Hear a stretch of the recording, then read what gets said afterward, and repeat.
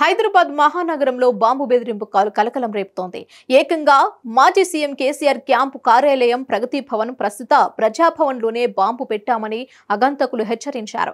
మరి కాసేపట్లో పేలిపోతుంది అంటూ పోలీస్ కంట్రోల్ రూమ్ కి ఆగంతకులు ఫోన్ కాల్ చేశారు. ప్రజాభవన్ కు బాంబు బెదిరింపు కాల్ రావడంతో అప్రమత్తమైన పోలీసులు, బాంబు స్క్వాడ్ బృందాలు హుటాహుటిన చేరుకొని తనిఖీలు చేస్తున్నారు.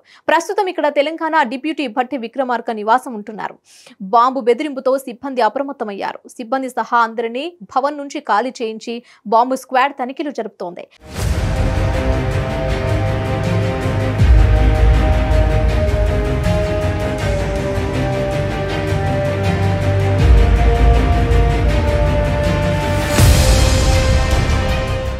మరోవైపు కేసు నమోదు చేసుకున్న పోలీసులు ఫోన్ చేసిన ఆగంతకుల్ని ట్రేస్ చేసేందుకు ప్రయత్నిస్తున్నారు.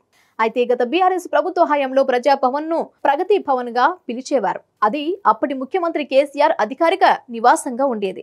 అయితే కాంగ్రెస్ ప్రభుత్వం అధికారంలోకి వచ్చిన తర్వాత ప్రగతి భవన్ పేరును జ్యోతిరావు పూలే ప్రజాభవన్ గా మార్చారు. ప్రజాభవన్ ముందు ఉన్న ఇనుప కంచెలను కూడా తొలగించి వేశారు. అలాగే ప్రతి మంగళ శుక్రవారాల్లో ప్రజా దర్బార్ నిర్వహించి ప్రజల సమస్యలను తెలుసుకుని పరిష్కరించేందుకు వారి నుంచి వినతులు స్వీకరిస్తున్నారు.